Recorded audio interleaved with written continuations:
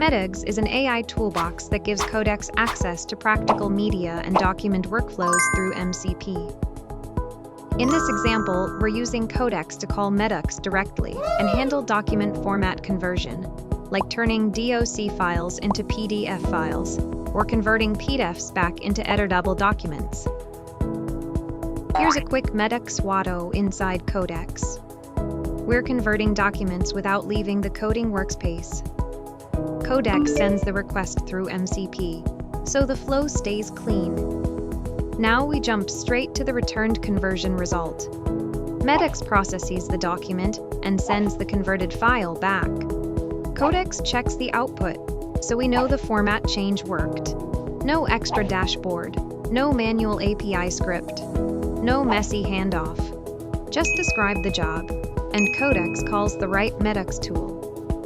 DOC to PDF, PDF to DOC, or other conversions use the same idea. Everything is easy to review, repeat, and plug into a larger workflow.